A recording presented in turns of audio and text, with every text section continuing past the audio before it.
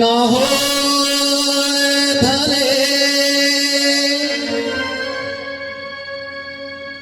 मारो सूर बेसूर हो भले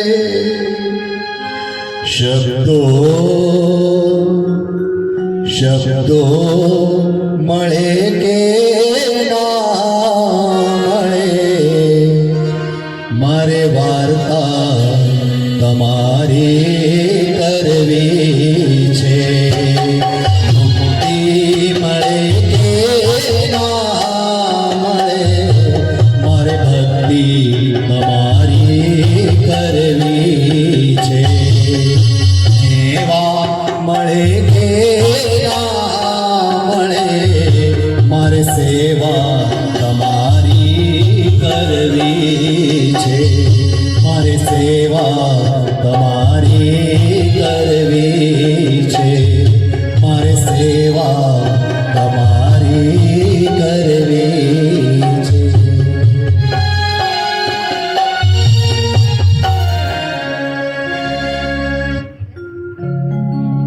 दहाव्याचा कार्यक्रम एकीकडे वडिलांचं जाण्याचं दुःख आणि त्याच्यामध्ये पारंपरिक ज्या गोष्टी असतात की रोज रात्री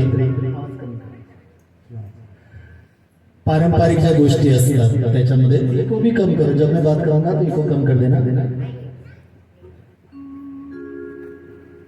पारंपरिक ज्या गोष्टी असतात म्हणजे रोज रात्री भजन ठेवायचं, एखाद्या गावाला बोलवायचं, वेगवेगळ्या गावांना आपण आमंत्रण करतो, तिथलं भजनी मंडळ येतं आणि 2 तास 1.5 तास भजन गातात आणि ते निघून जातात। पण पारंपरिक गोष्ट सोडून मध्येच सरदार गाथा सारखा एक वेगळा कार्यक्रम, तू इकडे बस ना, तू इकडे खुर्ची इकडे घेतो तुझी, हा इकडे बस किंवा त्या तिकडे बसला तरी चालेल, पंख्याखाली बस, तिकडे पंखा दे। पहिली गोष्ट तर सरदार गाथा म्हणजे नेमकं काय, आधी मी ते सांगून टाकतो। आता सर म्हणत होते की सरदार, आता सरदार म्हणजे शीख नाही, सरदार म्हणजे सरदार वल्लभभाई पटेल। सरदार वल्लभभाई पटेल हे नाव 2014, मी परत एकदा सांगतो, 2014 पूर्वी कोणाला माहित नव्हतं। माहित होतं, आम्ही शिकत होतो शाळेमध्ये, त्यावेळेस इतिहासाच्या सरांनी शिकवलं की एक छोटा मुलगा होता, त्याच्या इकडे काखेमध्ये गाठ झालेली होती आणि ती गाठ काही केल्या बरी होत नव्हती। मग कोणीतरी सांगितलं की याला तप्त अशी सळई लाल बुंद करायची आणि ती सळई त्या काखेवरल्या गाठीवर फिरवायची, म्हणजे ती गाठ जळून जाईल आणि बरी होईल। आणि तो उपाय करायचं ठरलं, गावातल्या न्हाव्याला बोलवण्यात आलं, तो तप्त अशी लाल बुंद सळई त्याने गरम केली, लाल बुंद झाली ती, आणि त्या मुलाला सांगितलं की हात वर कर, तुझ्या काखेतल्या त्या गाठीवर मला ते सळई फिरवायची। आता ते एवढंस बाळ, एवढासा मुलगा, तो 8, 9, 10, 15, 12 वर्षाचा, त्याला पाहून त्या न्हाव्याची हिंमतच झाली आणि म्हणून त्या मुलाने काय केलं, स्वतः सळई घेतली आणि चर करून फिरवून घेतली आणि दुसऱ्या क्षणाला गाठ जळून राख झाली आणि म्हणून त्यांना लोह पुरुष म्हटलं गेलं, असं तुम्हाला आणि मला शिकवण्यात आलं। बघा तुम्ही दुसरं आणखीन बंधू भगिनींनो, भारतातल्या 15 काँग्रेस समित्यांनी 15 पैकी 12 समित्यांनी सरदार वल्लभभाई पटेल हे पंतप्रधान झाले पाहिजे असं सांगितलं होतं। एका समितीने सांगितलं की जेपी कृपलानी झाले पाहिजे, एका समितीने सांगितलं की पट्टाभी सीतारामय्या झाले पाहिजे आणि एक समिती म्हणाली की नाही कोणी पण झालं तरी आम्हाला चालेल। पण 12 समित्यांनी सरदार साहेबांचं नाव घेतलं, कशासाठी? पंतप्रधान पदासाठी। पण भारताचे पहिले पंतप्रधान सरदार झालेच नाही। एवढंच आम्हाला माहिती आहे. या व्यतिरिक्त आम्हाला काहीच माहित नाही. आम्ही सरदार सरदार करतो, पण तुम्हीच विचार करा, इथे बसलेले अनेक बाप आणि इथे बसलेले अनेक आया, यांना प्रत्येकाला इको आव थोडं कम करून हा इथे बसलेल्या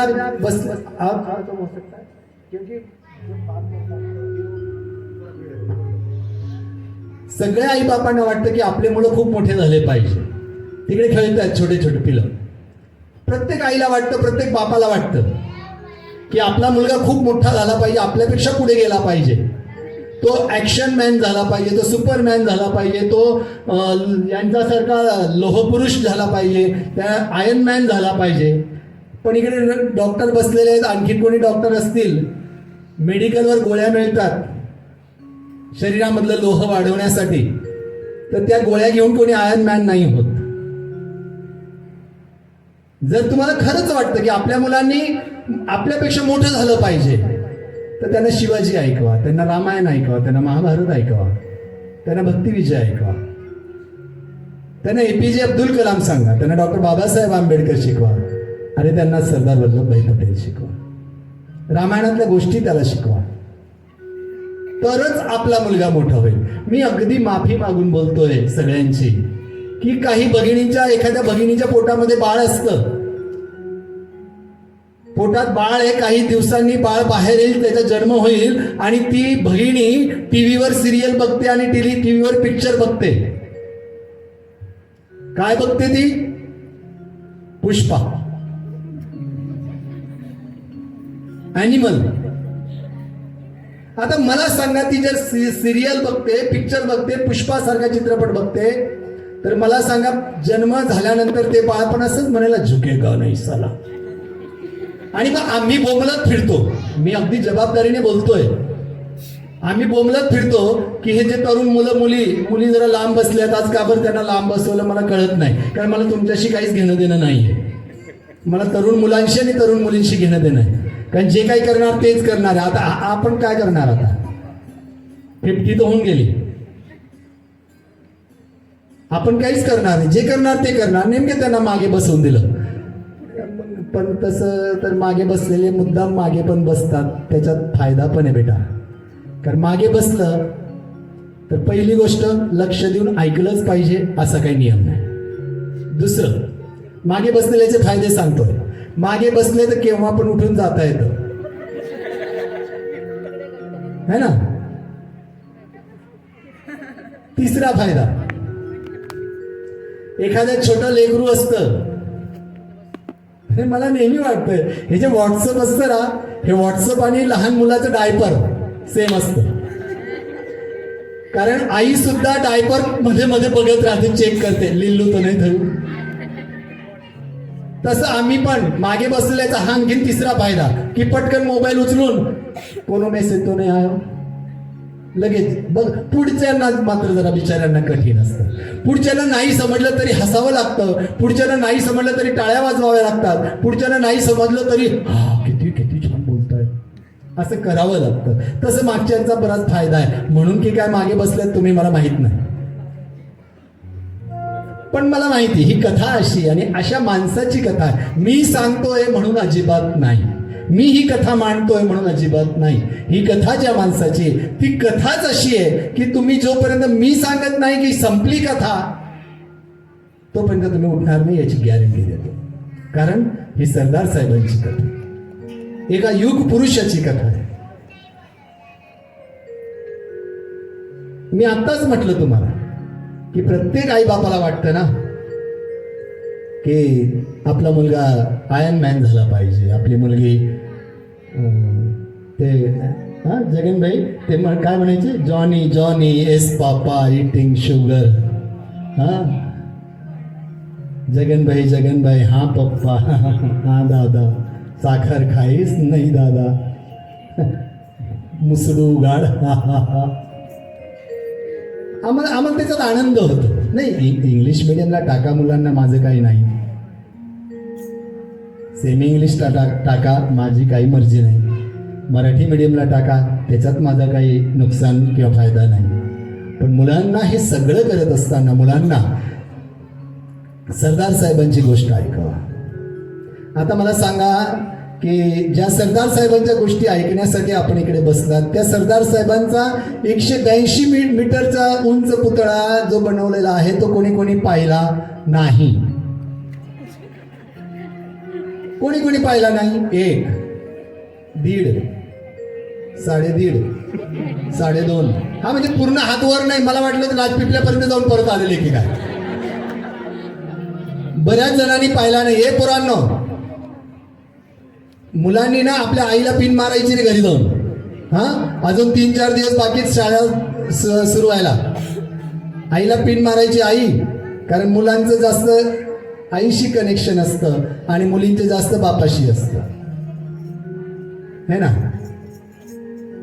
तेव्हा स्टॅच्यू ऑफ युनिटी सुद्धा आपण बघत नाही. घेऊन जा मुलांना, दाखवा की का एखाद्या व्यक्तीचा, म्हणजे मी आता म्हणत होतो की 2014चा आधी आम्हाला माहीतच नव्हतं सरदार वल्लभभाई पटेल काय, आणि 2014 पासूनच आम्हाला कळलं की या एवढ्या मोठ्या माणसाची जन्मतारीख 31 ऑक्टोबर आहे. केव्हा कळलं? 2014 मध्ये. त्याच्या आधी मला सुद्धा माहित नव्हतं. मी 1995 पासून शिक्षक आहे, मलाही माहित नव्हतं. मला 2014 मध्ये कळलं. का कळलं? तेही भारत सरकारचं पत्र महाराष्ट्र सरकारला आलं, महाराष्ट्राचं सरकारचं पत्र कलेक्टरला आलं, कलेक्टरने शिक्षणाधिकाऱ्यांना सांगितलं, शिक्षणाधिकाऱ्यांनी सगळ्या शाळांना सांगितलं की 31 ऑक्टोबर 2014 हा दिवस आजपासून दरवर्षी राष्ट्रीय एकता दिवस म्हणून साजरा करायचा.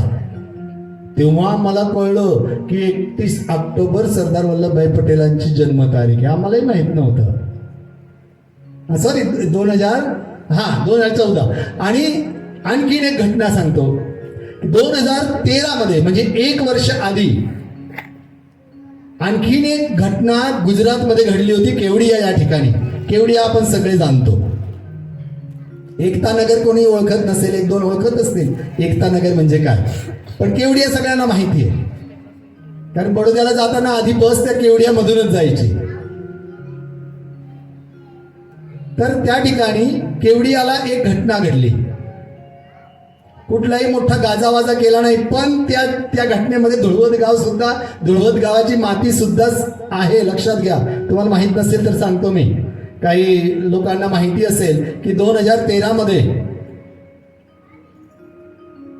प्रत्येक गावाच्या मंदिराजवळची माती एका बाटलीमध्ये भरून मागवलेली होती, आणि प्रत्येक गावाचा शेतकऱ्यातल्या घरामध्ये किंवा आजूबाजूला जे काही शेताची साधनं असतात, अवजारं असतात, त्याचा लोखंडाचा एक तुकडा तरी मागवला होता गुजरातला, केवडियाला. आणि धुळवत गावाची सुद्धा माती गेलेली मंदिराच्या जवळची.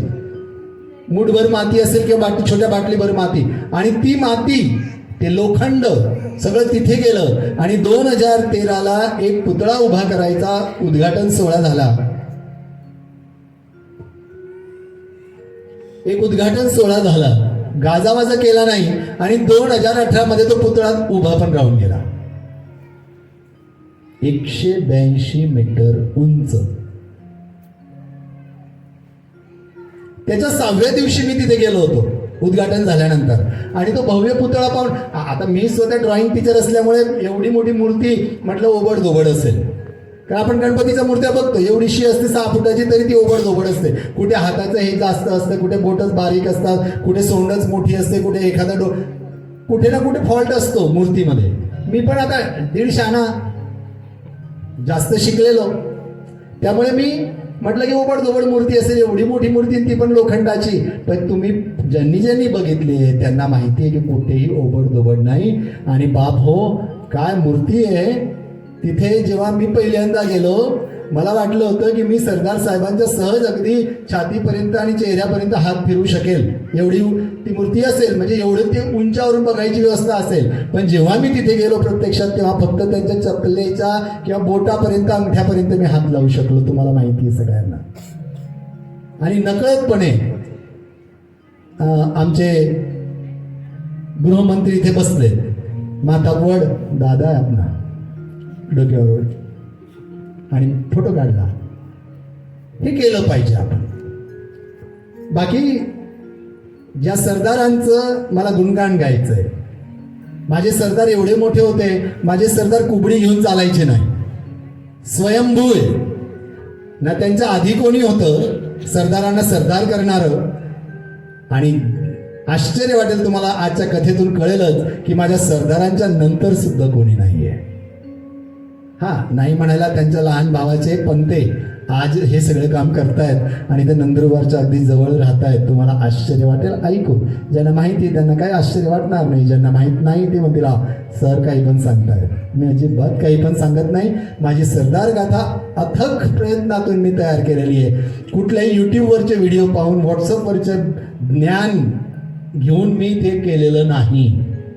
ऑथेंटिक लेखकांच्या सगळ्या, आणि ज्या ज्या ठिकाणी माझे सरदार जाऊन आले आणि जिथे मला जाणं शक्य होतं तिथे मी गेलो. करमसदला गेलो, नडियादला गेलो, आनंदला गेलो, मी बारडोलीला गेलो.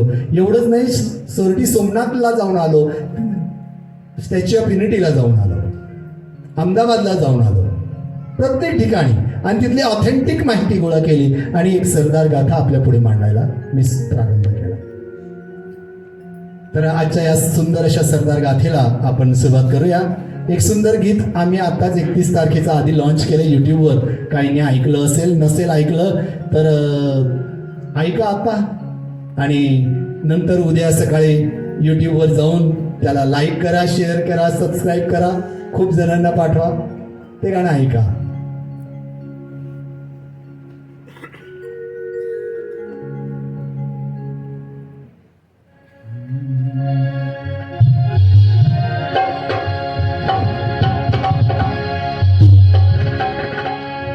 देशाचे सरदार तुम्ही, देशाचे सरदार.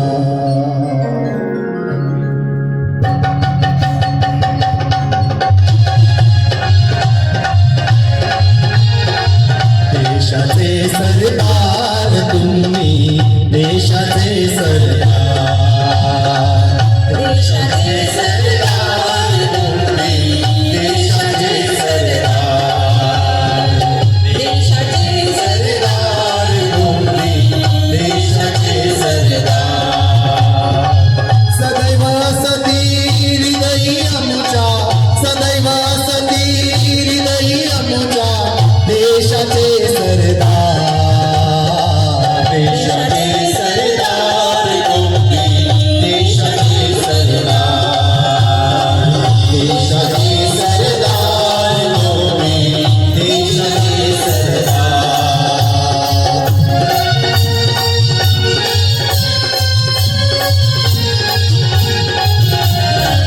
त्याग समर्पण चारित्र्याने, त्याग समर्पण चारित्र्याने, सत्याग्रहाचा आग्रहाने, सत्याग्रहाचा आग्रहाने घडविला देश महान, घडविला देश महान. देशाचे सरदार तुम्ही, देशाचे सरदार, देशाचे सरदार तुम्ही, देशाचे सरदार. खेडा बोरसद नागपूर बारडोली, खेडा बोरसद नागपूर बारडोली, जनसेवेची बीजे रुजविली, जनसेवेची बीजे रुजविली. कार्य तुमचे महान, कार्य तुमचे महान. देशाचे सरदार तुम्ही, देशाचे सरदार, देशाचे सरदार तुम्ही, देशाचे सरदार.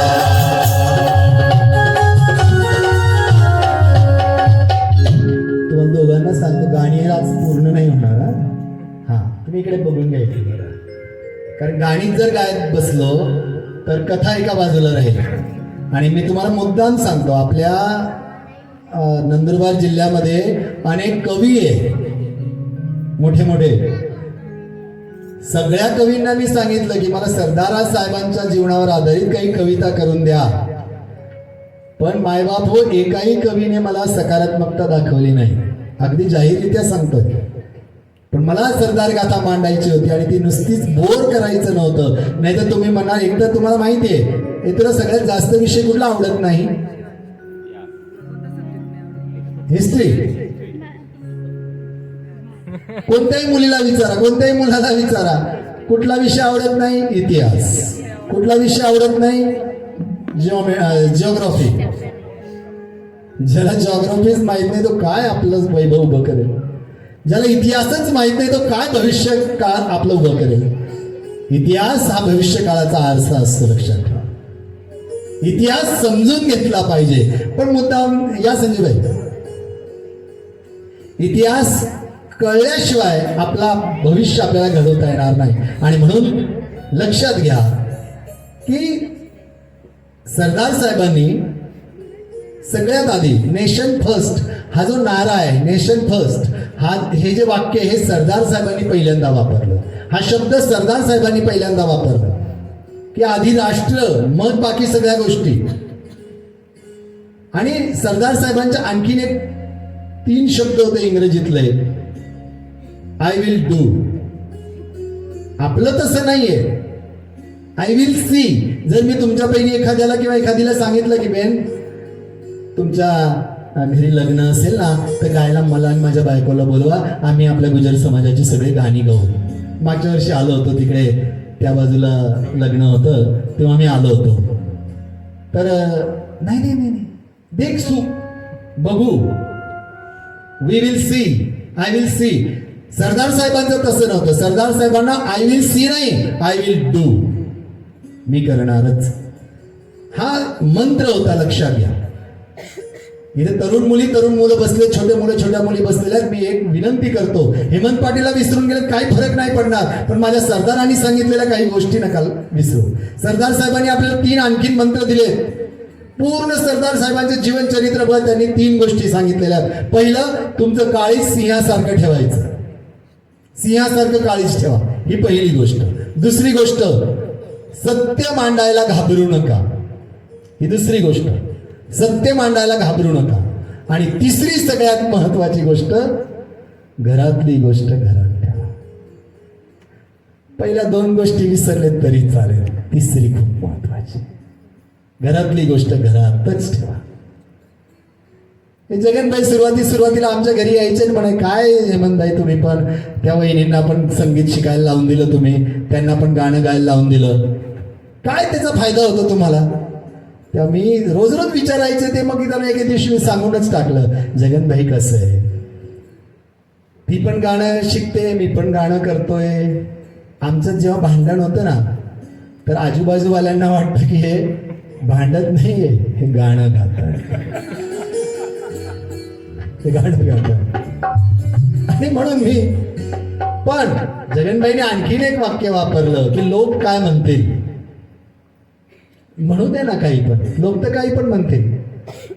लोक मोदी साहेबांना शिव्या द्यायला घाबरत नाही, मागे पुढे करत नाही. डोनाल्ड ट्रम्प कधी बघितला नाही, त्याला शिव्या द्यायला आपण मागे पुढे करत नाही. तर तुम्ही ना आम्ही कोण आहे? तर डोनाल्ड ट्रम्प कोण आहे, काय काहीच माहित नाही. मोदी साहेबांना टीव्हीवरच पाहिलेलं आहे.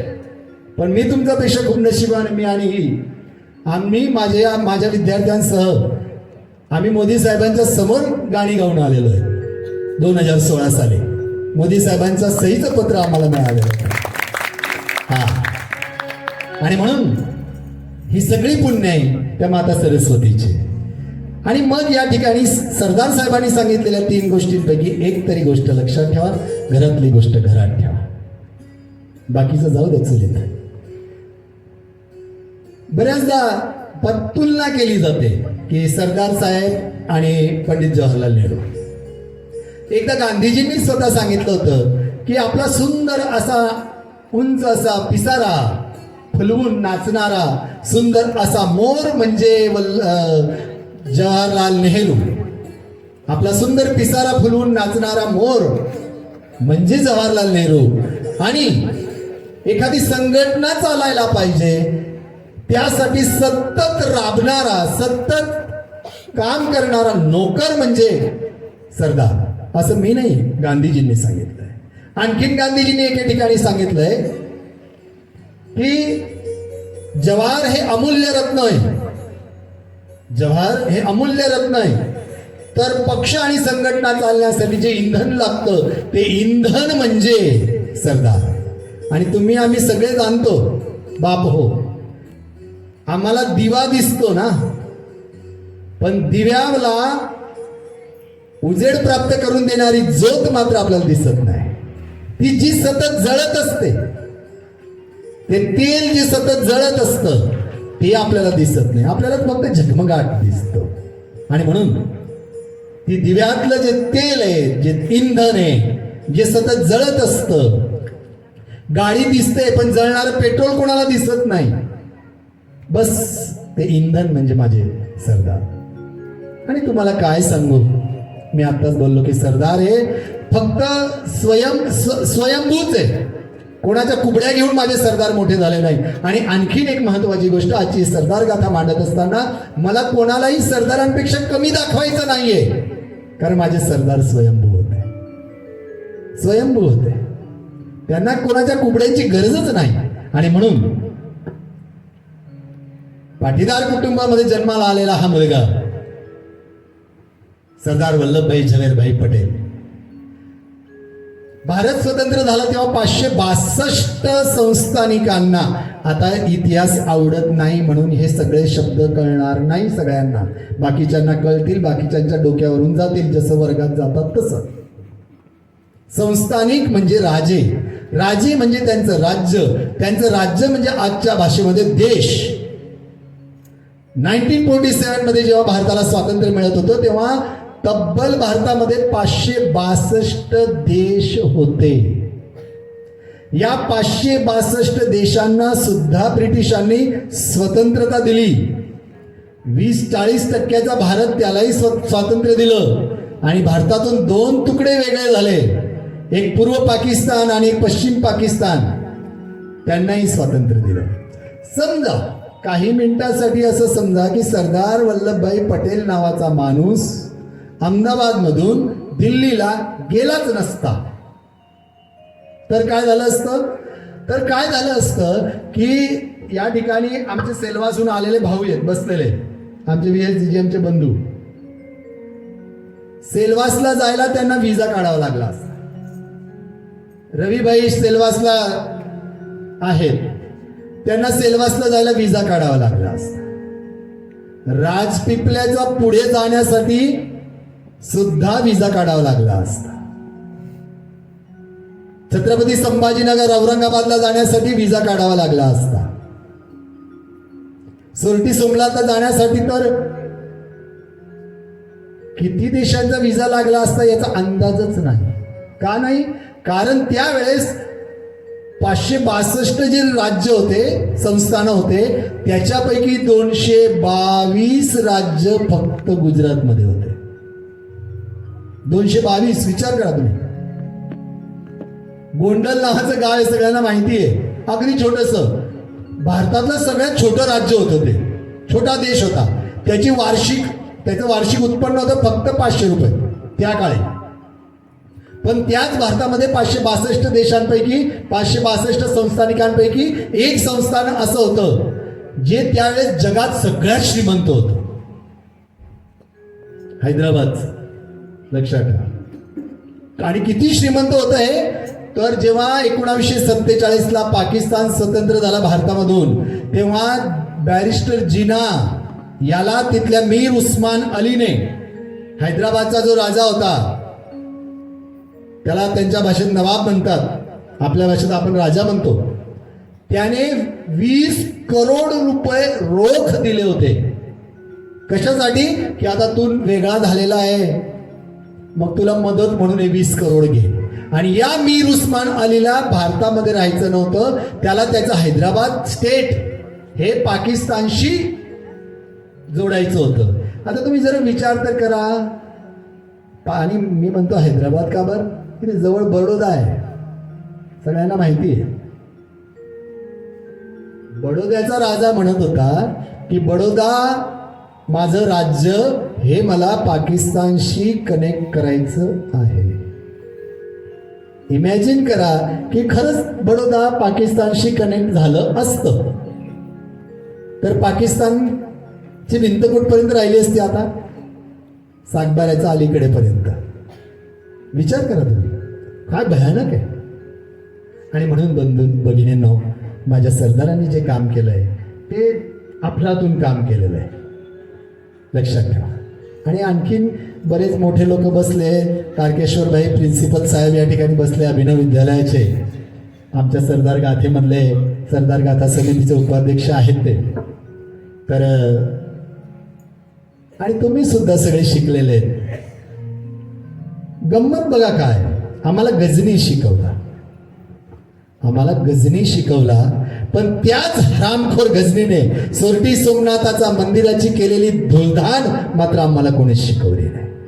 एवढंच नाही, त्याच गजनीने अर्ध्या दिवसामध्ये 2.5 लाख पेक्षा जास्त हिंदू आया बहिणींची केलेली कत्तल, हिंदूंची केलेली कत्तल कोणालाच माहिती नाही, कोणाला शिकवली गेलेली नाही.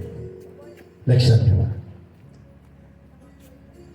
आम्हाला घोरी शिकवला, पण घोरी शिकवत असताना मात्र त्या घोरीने पृथ्वीराज चव्हाणांवर किती किती अत्याचार केले हे मात्र आम्हाला कोणी शिकवलंच नाही.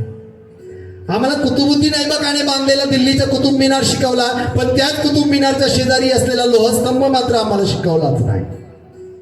कारण त्या लोहस्तंभावर संस्कृत मध्ये वचनं लिहिलेली, तो मात्र शिकवलाच नाही. कुतुब मिनार शिकवला.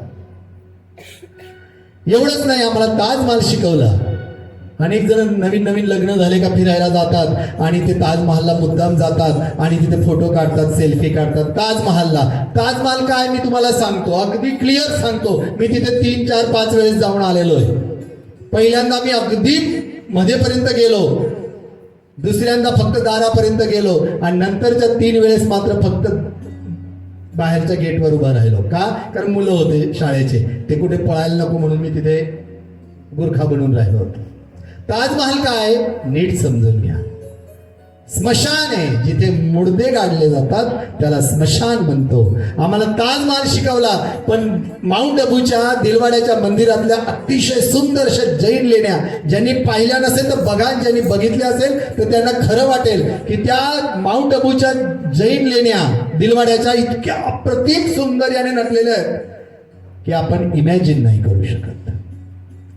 पण तरी सुद्धा आम्हाला ते शिकवायचं राहून गेलं. लक्षात घ्या. आम्हाला पानिपत शिकवलं. या पानिपताच्या युद्धामध्ये अब्दालीने मराठ्यांची संपूर्ण महाराष्ट्र कापून काढला होता. 1,65,000 लोक एकाच दिवसात मारून टाकले होते. 1,65,000 आणि गेले तर होते 4.5 लाखापेक्षा जास्त, पण त्या दिवशी उरले होते 1,65,000 कापून काढले. त्या महाराष्ट्रातल्या संपूर्ण पिढीला कापून काढण्यासाठी जबाबदार असणारा नजीमुद्दीन मात्र आम्हाला कोणी शिकवला नाही. अब्दाली शिकवला. पानिपतचं युद्ध आम्हाला शिकवलं. लक्षात ठेवा. एवढंच नाही, अकबर द ग्रेट आम्हाला सगळ्यांनी शिकवला. पण त्या अकबरने राजपूत हिंदू आया बहिणींवर केलेले अत्याचार, बलात्कार आम्हाला कोणी शिकवलं. लक्षात ठेवा. आणि त्याच अकबरला तोंड देत शौर्य शिरोमणी महाराणा प्रताप मात्र आम्हाला 4-5 ओळीतच संपवून टाकले. विचार करा. औरंगजेब शिकवले, औरंगजेब शिकवला आम्हाला, पण त्या औरंगजेबाने छत्रपती संभाजी महाराजांना कसं हाल करून मारलं हे मात्र अजिबात नाहीये लिहिलेलं. कारण मी जबाबदारीने सांगतो, कारण मी 7वीच्या वर्गाला इतिहास शिकवतो. एकच ओळ लिहिलेली आहे 68 नंबरच्या पेजवर. त्याच्यामध्ये फक्त एवढंच लिहिलेलं आहे की औरंगजेबाने छत्रपती संभाजी महाराजांना हाल करून मारलं. संपला विषय. कसं मारलं माहीतच नाही. नाटक सिनेमांमधून पण आम्हाला तेच शिकवलं बघा. मुघल किती ग्रेट होते, अकबर कसा ग्रेट होता हेच शिकवलं. एखादा टिळा लावलेला, हातामध्ये असं शिवबंधन बांधलेला, कायम गुंड दाखवलेला आहे टीव्ही मध्ये, सिनेमांमध्ये कायम गुंड. टिळा लावलेला आहे, गुंड. भारतीय संस्कृतीचा सत्यानाश जर कोणी केला असेल तर फिल्म इंडस्ट्रीने केलेला आहे, सिरियलने केलेला आहे. आया बहिणींनो, तुम्ही सिरियल बघतात. आज तुमच्यापैकी अनेक भगिनींनी ज्यांनी कार्यक्रम ठेवला त्यांच्या नावाने बोटं मोडले असतील. मेल दी दो कार्यक्रम आम्हार 9:30 सिरियल रही जशी आज. काय त्या सिरियल मध्ये असतं? एखादी आई बहीण असते, मेकअप केलेला असतो, सुंदर साडी नेसलेली असते, दागदागिने घातलेले असतात आणि ती स्वयंपाक करते. कोणाच्या बापाने असा स्वयंपाक पाहिलाय का कधी? मेकअप करून आणि दागदागिने घालून स्वयंपाक करतात. पण टीव्ही सिनेमांमध्ये दाखवलं जातं. लक्षात घ्या. एवढंच नाही सांगत, आणखीन एक घटना सांगतो आणि पुढे जातो. 1947 ला देश स्वतंत्र झाला हे सगळ्यांना माहिती आहे. त्याचा उत्सव सगळ्यांनी साजरा केला हे पण सगळ्यांना माहिती आहे. पण त्याच दिवशी 15 ऑगस्टला आणि 14 ऑगस्टला, कारण 14 ऑगस्टला पाकिस्तान स्वतंत्र झाला, 15 ऑगस्टला भारत स्वतंत्र झाला. त्याच 15 ऑगस्टला लाहोर, रावळपिंडी आणि इस्लामाबादच्या रस्त्यांवरून हिंदू, बौद्ध, राजपूत स्त्रियांची, शीख स्त्रियांची नग्न मिरवणूक मात्र कोणालाच आठवत नाही. एवढ्याशा मुलीपासून तर अगदी म्हाताऱ्या स्त्रियांपर्यंत नग्न मिरवणुका काढल्या होत्या. लक्षात घ्या बंधू भगिनींनो, अतिशय जबाबदारीने बोलतोय आणि हे बोलत असताना तळपायाची आग मस्तकात जाते. केवढा अत्याचार केलाय हे आम्हाला कोणी शिकवलंच नाही. हे आम्हाला कोणी शिकवलंच नाही. लक्षात घ्या. आणि आणखीन एक तुम्हाला मी क्लिअर सांगतो, हे सगळं सांगण्यासाठी मी काही स्वतः एवढा खूप मोठा विद्वान नाही. मला तर फक्त माझे सरदार तुमच्याकडे मांडायचे. ही तर केवळ प्रस्तावना करतोय मी. अजून तर सरदार कथा सुरू व्हायची आहे. लक्षात घ्या. आम्ही सरदार साहेबांना पद्धतशीर विसरून गेलो. आता विसरून गेलो की विसरायला लावलं, हा संशोधनाचा भाग आहे. लक्षात घ्या. 1950 मध्ये सरदार साहेबांचं निधन झालं. आता दिवस येतोय 15 डिसेंबर. 15 डिसेंबर 1950 रोजी सकाळी 9:37 माझ्या सरदार साहेबांचं निधन झालं. आणि लक्षात घ्या, त्यांच्या मृत्यूनंतर 4 वर्षांनी आणखीन एका देशभक्ताचं निधन झालं, मौलाना अबुल कलाम आझाद. आणि त्या 1954 ला त्यांचं निधन झाल्यानंतर तत्कालीन पंतप्रधानांनी संसद भवनामध्ये एक ठराव मांडला. त्याच्यात सांगितलं की मौलानांनी खूप चांगलं काम केलं होतं देशासाठी, तर आपण त्यांच्या मृत्यूनंतर त्यांची आठवण म्हणून संसद भवनामध्ये त्यांचा एक मोठा फोटो लावूया. सगळ्या खासदारांनी म्हटलं की वा पंतप्रधान साहेब तुम्ही चांगला मुद्दा मांडला, लावला पाहिजे फोटो. आणि तात्कालिक त्या ठिकाणी मोठं एक पोर्ट्रेट तयार करण्यात आलं आणि संसद भवनामध्ये मौलानांचं चित्र लावण्यात आलं. पण त्याच वेळेस एका खासदाराच्या डोक्यामध्ये एकदम काहीतरी असं खटकलं आणि ते तसेच भारताचे पहिले राष्ट्रपती कोण होते? जाऊ द्या, विचारत नाही प्रश्न नाही, पोरगी मागे चालली जाईल. एक तर विचारीला या बायांनी पुढे बोलवली, आणखी मी प्रश्न विचारायला लागलो तर तिला म्हणते भारताचे पहिले राष्ट्रपती जे पण असतील ते डॉक्टर राजेंद्र प्रसाद. त्यांच्याकडे ते खासदार गेले आणि राजेंद्र प्रसादांना म्हणाले की बाबूजी आपण मौलानांचा पोर्ट्रेट लावला हरकत नाही, पण आजपासून 4 वर्षापूर्वी अशाच एका देशभक्ताचं निधन झालं, त्यांचा तर आपण फोटोच लावला नाही. ते म्हणे कोणाचं निधन? म्हणे सरदार वल्लभभाई पटेल, त्यांचा फोटोचा. अरे हा म्हणे आपण तर लावलाच नाही. ते खासदार काय करतात, त्यांच्या खिशातून पैसे खर्च करून सरदार साहेबांचं पोर्ट्रेट बनवतात आणि संसद भवनामध्ये लावतात. आणि संसद भवनामध्ये लावताना भाषण देतात आणि भाषण देताना 3 वाक्य बोलतात. पहिलं वाक्य बोलतात की ह्या ज्याचा फोटो आपण संसद भवनात लावतोय या व्यक्तीचा मी तिरस्कार करत होतो. आय वॉज हेट हिम. मला अजिबात आवडत नव्हते हे.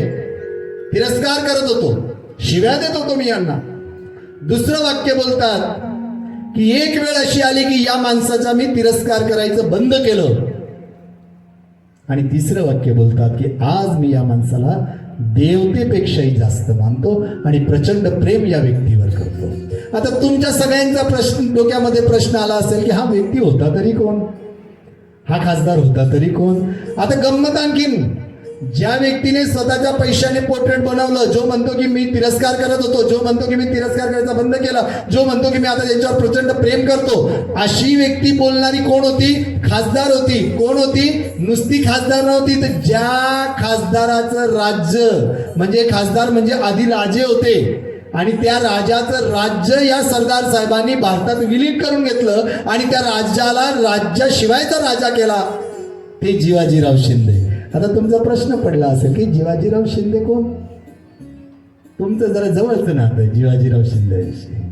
जिवाजीराव शिंदे हे माधवराव शिंदेचे वडील. माधवराव शिंदे म्हणजे आजचे तरुण ज्योतिरादित्य शिंदे यांचे आजोबा. ग्वाल्हेरचं शिंदे घराणं माहिती असेल तुम्हाला. त्या शिंदे घराण्याचे राजे होते जिवाजीराव. त्यांचं राज्य भारतात विलीन करून घेतलं. अरे विचार तर करा, खिशातलं पेन, जेव्हा पेन आपण घेतो आणि त्याचं टोपण जर पडून गेलं ना, जोपर्यंत टोपण सापडत नाही तोपर्यंत बेचैन असतो. इथं तर सरदार साहेबांनी यांची राज्य घेऊन टाकली, तरी सुद्धा तो माणूस म्हणतोय की मी याच माणसावर प्रेम करतो. हे होते जिवाजीराव शिंदे, लक्षात ठेवा. आणि मी तुम्हाला आणखीन सांगेल बाप हो, जेव्हा जेव्हा वाटेल, जेव्हा जेव्हा तुम्हाला माझे शब्द तुमच्या हृदया मंदिरापर्यंत पोहोचतील आणि टाळ्या वाजवायला वाटल्या तर टाळ्या वाजवून घ्यायच्या. असं काही मनात आणू नका की इकडे बघणार तिकडची मंडळी देखील आहे मार्ग मेन किंवा काही टाळ्या वाजाडू. आणि तुम्ही पण काही नंतर सांगू नका का हा एवढा खिदी खिदी अशी राहता आणि त्याच टाळ्या वाजाड राहता. आनंद मानून घ्या, कारण आनंद असाच मिळत नाही. आनंद असाच मिळत नाही. आनंदाची गोष्ट आली म्हणून सांगतोय. तिसरीतली एक मुलगी होती आणि ती मुलगी शाळेत गेली होती आणि एकदा शाळेतून ती परत आली आणि घरामध्ये आली तेव्हा आई तिची पोळ्या लाटत होती. कणिकीने हात भरलेले होते, पदर इथे खोसलेला होता. आई आई आई काय ग? आई मला देवाला भेटायचंय, सांग ना मला आनंद, मला देवाला भेटून आनंद मिळवायचा. आता मला तुम्ही सांगा, देवाला भेटता येतं का? नाही भेटता येत. आणि तुमच्या मुलाने तुमच्या मुलीने जर असा प्रश्न विचारला तर तुम्ही बाप मूर्खासारखी करू नका, जा तिकडे. ती म्हणते आईला की मला देवाला भेटायचंय, मला आनंद मिळवायचा, प्राप्त करून घ्यायचा आहे. आणि त्यावेळेस त्या मुलीची आई म्हणते की मी तुला उद्या सांगेल, मला माहित नाही, मी आपल्याकडे जे महाराज येतात त्या महाराजांना विचारेल आणि तुला सांगेल. दुसऱ्या दिवशी मुलगी परत विचारते. आईला वाटलं की ती विसरून जाईल, पण विसरत नाही, विचारते. पण आई मात्र विसरून गेलेली असते महाराजांना विचारायचं. तिसऱ्या दिवशी पुन्हा विचारते. आई म्हणते की मी विचारलंय, ते बघ ते तिकडे जे तो झेंडा दिसतोय ना, तिथे देव आहे, पळत गे जा. ती मुलगी जशी पळत जाते तशी परत पण येते. आई तिथे तर देवच नाही ग, एक दगड आहे ते ठेवलेला, त्याची मूर्ती आहे, त्याच्या पुढे लोक ओवाळतायत, प्रसाद वाहतायत, प्रसाद मूर्ती तर खात नाही पण स्वतःच खातायत. आई तिथं देव नाही, मला देवाला भेटायचंय, मला आनंद मिळवायचा. आई सांग ना देव कुठे? तेव्हा आई म्हणते की मी तुला उद्या सांगेल. पुन्हा पुढचा दिवस येतो. पुढच्या दिवशी आई म्हणते, आई दुसरीकडे बोट दाखवते, बघते ते तिथे पांढरी बिल्डिंग दिसते, त्या पांढऱ्या बिल्डिंग मध्ये देव आहे. आणि ती मुलगी पळत जाते, जशी पळत जाते तशी दौडत परत येते. आई तिथे तर मूर्ती पण नाही, काही नाही, लोक तसे हात करतात, कोणाला करतात माहित नाही. आई तिथे देव नाही, मला देवाला भेटायचंय, सांग देव कुठे? तिसऱ्या दिवशी आई आणखीन दुसरीकडे हात दाखवते. मुलगी पळत जाते आणि दौडत परत येते. आई अगं तिथे देवच नाहीये, तिथे एका लाकडावर माणसाला असं लटकवून दिलेलं आहे, त्याचं रक्त सगळं निघतंय. आई तिथे देव नाही, मला सांग ना देव कुठे? मला देवाला भेटायचं. आई मुलगी कासावीस झालेली आहे, आईकडे उत्तर नाहीये. आणि आई म्हणते की मुलीच्या लक्षात येतं की माझ्या प्रश्नाचं उत्तर माझ्या आईकडे नाही. आणि त्यावेळेस मुलगी काही दिवस विसरून जाते. तुम्हाला सांगतो आम्ही शिक्षक लोक कसे हुशार असतो ते.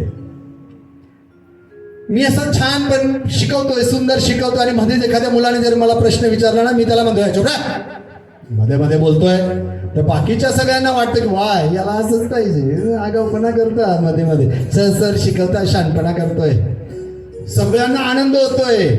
पण त्या मुलाला कळतंय की माझा प्रश्नाचं उत्तर सरांकडे नाहीये, म्हणून सर चिडले.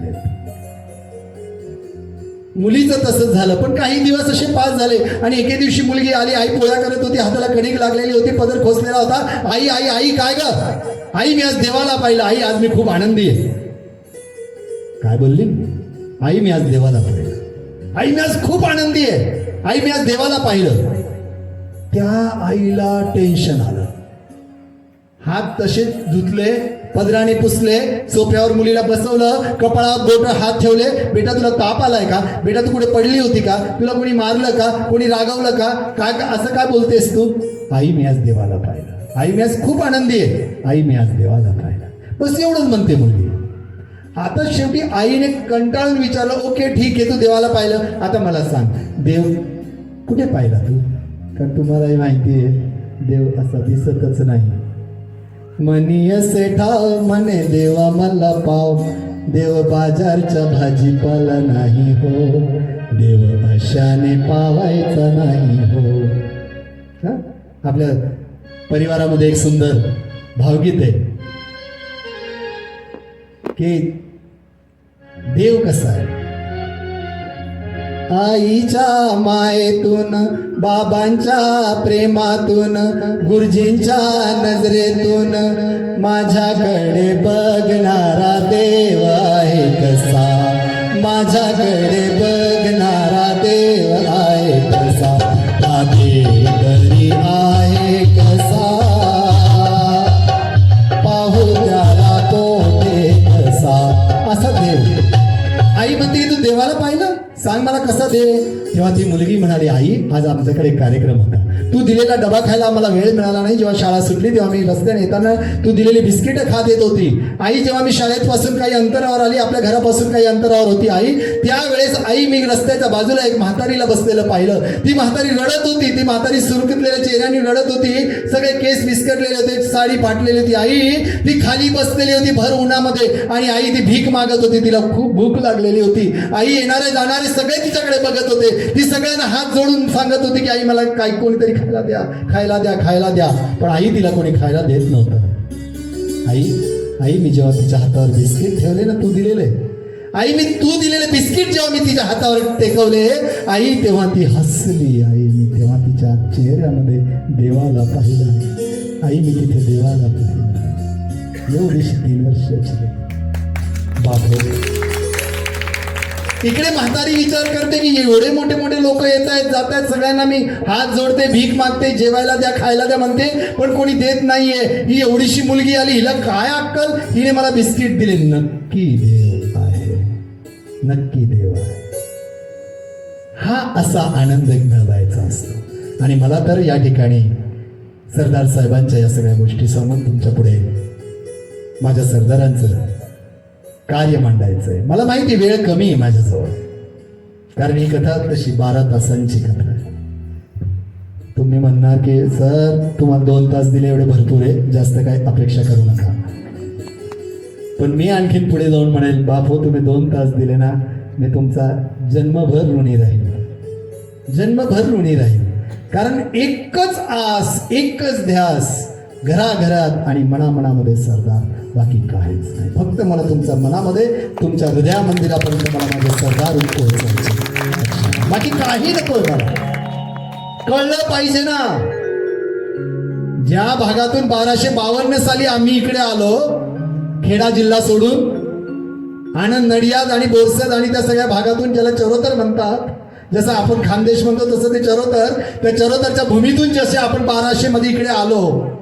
मुलांना तुम्हाला माहित नसेल, 1252 मध्ये आपण इकडे आलोय तोरणमाळकडून इकडे खाली. आणि त्यावेळेस त्या भूमीमध्ये नंतर 800 वर्षांनी जन्माला आलेला हा महामाणूस, आपलंच मूळ घेऊन जन्माला आलेला, याने कार्य तरी काय केलं एवढं मोठं, ते मला आपल्या पुढे मांडायचं. आणि म्हणून माझे सरदार एवढे मोठे होते. आणखीन तुम्हाला सांगतो, 1993 साली एक चित्रपट आला होता, 2 तास 38 मिनिट आणि 19 सेकंदाचा चित्रपट आहे. नक्की बघा, नक्की बघा. 2 तास 38 मिनिट आणि 19 सेकंदाचा चित्रपट आहे. चित्रपटाचं नाव आहे सरदार. केतन देसाई त्याचे डायरेक्टर आहे. त्याचं शूटिंग भारताच्या संसद भवनामध्ये चाललेलं होतं आणि त्या चित्रपटामध्ये सरदारांची भूमिका केलेली एका महान अशा राष्ट्रवादी ऍक्टरने, ज्याचं नाव आहे परेश रावल. या परेश रावलने सरदार साहेबांची भूमिका केलेली आहे. बाप हात जोडून विनंती करतो, वेळ काढा आणि एकदा तो चित्रपट नक्की बघा, एकदा नक्की बघा. फाटक्या फुटक्या कपड्यातल्या त्या आजच्या सिरियल आणि चित्रपट बघण्यापेक्षा माझ्या सरदारांचा चित्रपट बघा. नाही तुमच्या मनामध्ये ज्योत पेटली एकतेची तर नाव नाही, लक्षात ठेवा. काय होते सरदार ते चित्रपटात कळेल तुम्हाला. ते सरदार तिथे परेश रावल त्या ठिकाणी फिरत होते आणि त्यांना माहिती होतं की शिवाजीरावांनी इकडे एक फोटो लावलेला होता आणि त्यांनी पाहिलं इथे तो सगळ्यांचे फोटो, पण सरदारांचा फोटो दिसत नाही. 1993ची गोष्ट करतोय मी तुमच्या पुढे. आणि फोटो लावलेला होता 1954ला. मग फोटो गेला कुठे? त्यांनी तिथल्या एका कर्मचाऱ्याला विचारलं, का रे इथे सरदार साहेबांचा फोटो दिसत नाही, असेल कुठेतरी पडलेला. हे उत्तर परेश रावलांना मिळालं, लक्षात ठेवा. 1929 आणि 1936ला इंडियन नॅशनल काँग्रेसचं अध्यक्ष स्थान माझ्या सरदारांना द्यावं म्हणून लोकांनी सांगितलं, आग्रह धरला. पण दोन्ही वेळेला मोतीलाल नेहरूंच्या सांगण्यावरून माझ्या सरदार साहेबांना अध्यक्षपद देण्यात आलं नाही. हे लक्षात ठेवा. रामायण तुम्हाला माहिती आहे ना. रामायणामध्ये अयोध्येची जनता अयोध्येचा राजाचा राजमुकुट म्हणून तो प्रभू रामचंद्रांच्या डोक्यावर ठेवण्यासाठी तो राजपदाचा राजमुकुट आणतात. पण आपल्या आईच्या सांगण्यावरून, आईच्या हट्टापायी आणि पित्याच्या सांगण्यावरून आपल्या बंधूला पूर्ण राज्य एका क्षणामध्ये देऊन देणारे प्रभू रामचंद्र आपल्याला सगळ्यांना आठवतात. असं म्हणतात की इतिहासामध्ये घडून गेलेल्या घटना केव्हा तरी पुन्हा रिपीट होतात, जशाच्या तशा. सेम 1946 मध्ये ही घटना घडते. भारतातल्या 15 समित्यांनी सांगितलं होतं की सरदार वल्लभभाई पटेल भारताचे पहिले पंतप्रधान झाले पाहिजे. पितृतुल्य प्रभू रामचंद्रांनी पित्याच्या सांगण्यावरून, माझ्या सरदारांनी पितृतुल्य गांधीजींच्या सांगण्यावरून, प्रभू रामचंद्रांनी आईच्या हट्टापायी, माझ्या सरदारांनी मोतीलालांच्या हट्टापायी, प्रभू रामचंद्रांनी आपल्या बंधुतुल्य आणि बंधू असलेल्या भरताला राज्य दिलं. माझ्या सरदारांनी लहान बंधूला जवाहरलालला राज्य देऊन टाकलं. केवढी सारखी घटना घडली, लक्षात. खूपदा अन्याय झाला नाही असं नाही. म्हणजे लहान बंधू का बरं मानायचे हे सरदार साहेब नेहरूंना? कारण नेहरू 6 वर्ष लहान होते. आणि गांधीजींना का बरं पितृतुल्य मानायचे? कारण ते 14 वर्ष मोठे होते, लक्षात ठेवा. आणि अशा प्रकारे मला या ठिकाणी आणखीन एक घटना आठवते की इंग्लंडमध्ये जो एडवर्ड नावाचा राजपुत्र होता, आठवा राजपुत्र होता एडवर्ड. या एडवर्डला एका मुलीशी प्रेम झालेलं होतं. त्याला तिच्याशी लग्न करायचं होतं. पण त्याच्या घरच्यांनी अट टाकली की हे बघ, तू राजपुत्र आहे, तू जर त्या सामान्य घरातल्या मुलीशी लग्न केलं तर तुला राजपद मिळणार नाही. तेव्हा तो म्हणाला की मी राजपद सोडून देतो, पण मला तिच्याशी लग्न करायचं आहे. आपल्या म्हणजे प्रेयसीशी लग्न करण्यासाठी राजपद ठोकरणारा हा. परंतु तुम्हाला वाटेल खूप मोठं कार्य केलं त्याने, राजपद सोडून दिलं. परंतु देशामध्ये कलह निर्माण व्हायला नको म्हणून हातातोंडाशी आलेला घास, राजपदाचा मुकुट हसत हसत वल्लभभाईंनी जवाहरलालांच्या डोक्यावर दिला. तुम्ही तो चित्रपट बघा सरदार नावाचा. त्याच्यामध्ये इतकी सुंदर घटना ही, म्हणजे गांधीजी असे बसलेल्या, या बाजूला उजव्या हाताला नेहरूजी बसलेले, JP कृपलानी बसलेले, पट्टाभी सीतारामय्या बसले, राजाजी, त्याच्यानंतर नेहरू बसलेले, आणखीन एक गृहस्थ बसले, आणि इकडे डाव्या हाताला पहिलेच सरदार बसलेले, आणि नंतर आणखीन 3-4 जण बसलेले. इंडियन नॅशनल काँग्रेसची ती मीटिंग महत्वाची चाललेली आहे. 15 कमिट्यांनी दिलेला निकाल गांधीजींच्या हातात आहे. गांधीजी तो निकाल सांगतायत की भारतातल्या 12 समित्यांनी भारताचे पहिले पंतप्रधान म्हणून सरदार वल्लभभाई पटेल यांना पसंती दिलेली आहे. एकाने JP कृपलानींना सांगितलेलं आहे की तुम्ही पंतप्रधान व्हा. एका समितीने राजाजींचं नाव घेतलेलं आहे. आणि एक समिती म्हणते की कोणालाही केलं तर चालेल. आणि तेव्हा त्या चित्रपटामधलं सांगतोय, चित्रपटामधले गांधीजी त्या नेहरूंकडे सांगतात की नेहरू, जवाहर म्हणायचे ते, जवाहर तुझं नाव तर कोणीच घेतलं नाही रे. त्यावेळेस बघा तुम्ही त्या चित्रपटात बघा, जवाहर एक शब्द बोलत नाही, खाली मान घालून बसतात.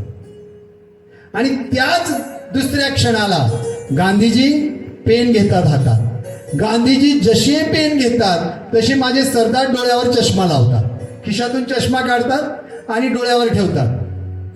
तुम्ही म्हणणार हे काय असं सांगताय तुम्ही? सांगतो हे की गांधीजी पेन घेतात, एक चिठ्ठीवर लिहितात, ती चिठ्ठी त्या सरदारांकडे देतात.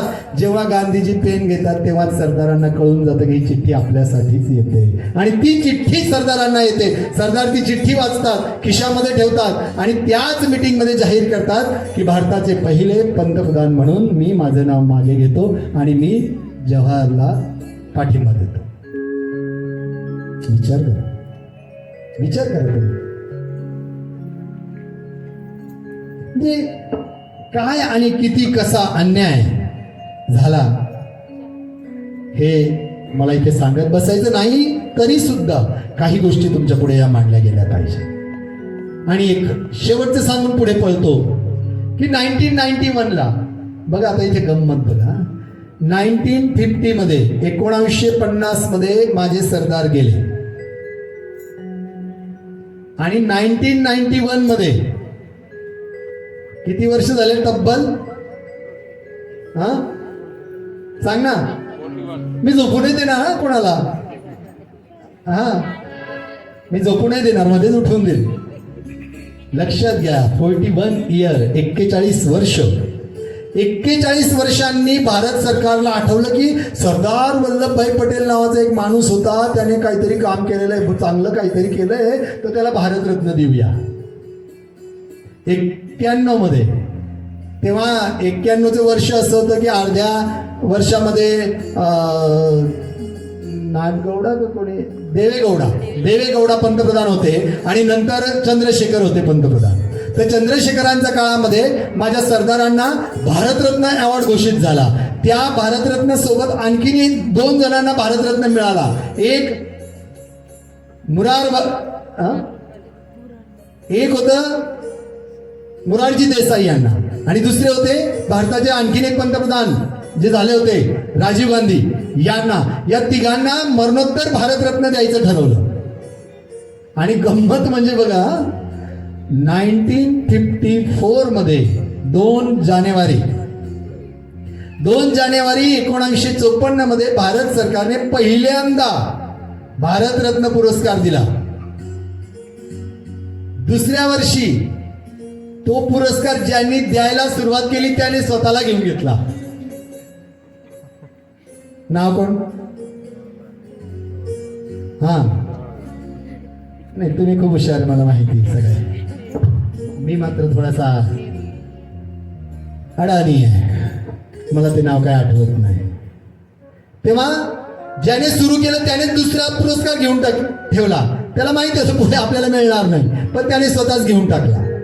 पण माझ्या सरदारांना मात्र 41 वर्ष वाट बघावी लागली. 1950ला माझे सरदार गेले आणि 1991ला भारतरत्न दिलं. आणखीन गंमत सांगतो मुलांना तुम्हाला की 1991ला जेव्हा भारत सरकारने त्यांना भारतरत्न दिला, त्यावेळेस भारत सरकारचं पत्र त्यांच्या नातवांना आलं, गौतमभाईंना.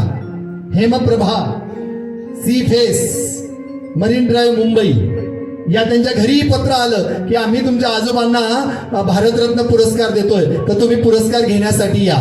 तर जसं ते नाव जाहीर झालं, अनेक लोकांनी फोन करून सांगितलं सकाळपासून की अजिबात घ्यायचा नाही पुरस्कार, त्यांनी अन्याय केला, यांनी अन्याय केला, त्यांनी अन्याय केला. तेव्हा त्या ठिकाणी गौतमभाईंनी काय केलं, त्यांचे मोठे बंधू बिपिनभाई दिल्लीला राहत होते, दिल्लीला फोन केला की बिपिनभाई काय करायचं. तेव्हा बिपिनभाईंनी खूप सुंदर उत्तर दिलं की गौतमभाई, हा पुरस्कार कोणी दिला?